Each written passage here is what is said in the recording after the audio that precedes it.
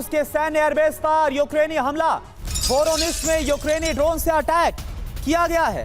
ये देखिए आप, वोरोनिश एयरबेस पर कई फाइटर जेट मौजूद हैं।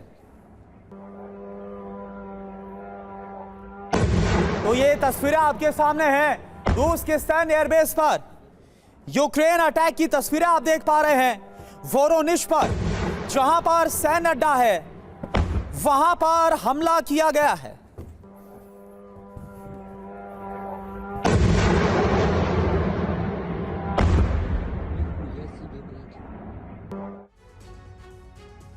और अब पूरी डिटेल आपको बता देते हैं। पुतिन के मिसाइल वार पर ज़ेलेंस्की का ड्रोन पलटवार। रूसी मिलिट्री ठिकाने पर यूक्रेनी ड्रोन से निशाना साधा गया। वोरोनिश एयरबेस के बिल्कुल पास पहुंचे ड्रोन। वोरोनिश एयरबेस पर कई सुखोई विमान यहां पर मौजूद है। वोरोनिश एयरबेस के बिल्कुल पास आग लग गई। जैसा कि तस्वीरें आप देख पा रहे हैं, एयरबेस के पास से 8 से 10 धमाकों की आवाज सुनाई दी है।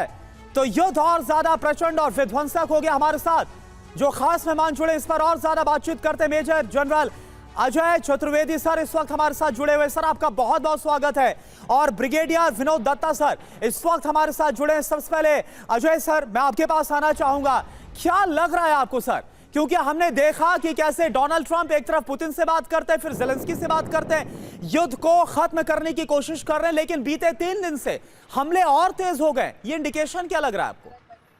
देखिए, अमेरिका जो है कोई, मेरे ख्याल है कोई खास प्रयत्न नहीं कर रहा कि वॉर खत्म हो, क्योंकि जो वॉर खत्म, जो रशिया और यूक्रेन के जो दोनों के स्टैंड है वो बिल्कुल अलग अलग है। रशिया कहता है कि यूक्रेन ये अंडरटेकिंग दे कि वो नेटो ज्वाइन नहीं करेगा, अमेरिका इसको कंफर्म करे कि वो नहीं नेटो में जाएगा, तब कहीं आगे बात बढ़ सकती है।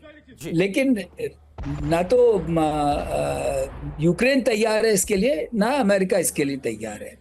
तो सिर्फ जवानी जमा खर्च से अगर रशिया से उम्मीद की जाए कि वो मान जाएगा कि भाई लड़ाई खत्म कर दिया जाए, तो ऐसा कुछ नहीं होना है, क्योंकि उसके अपने रिसोर्सेज ऐसे हैं कि वो यूज कर रहा है। आज आपने एक अभी आपने थोड़ी देर पहले एक क्लिप दिखाई थी जिसमें आपने दिखाया कि लेजर से किसी ड्रोन को वो डिस्ट्रॉय कर रहे हैं। डायरेक्ट एनर्जी का इस्तेमाल किया जा रहा है।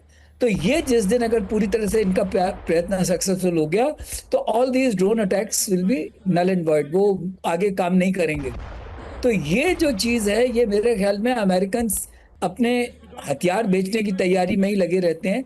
अब जैसे आज का सुबह का स्टेटमेंट था, ज़ेलेंस्की ने अभी बोला है कि भाई हमको आप एडी कवर दीजिए, क्योंकि एडी कवर नहीं है उसके पास, एडी कवर है नहीं, उसकी एयरफोर्स है नहीं। तो रशिया बिल्कुल विद इम्प्यूनिटी हवा का इस्तेमाल कर रहा है। सिर्फ ड्रोन से आप सोचो कि आप रशिया को हरा देगा यूक्रेन, तो ये थोड़ा असंभव सा लगता है।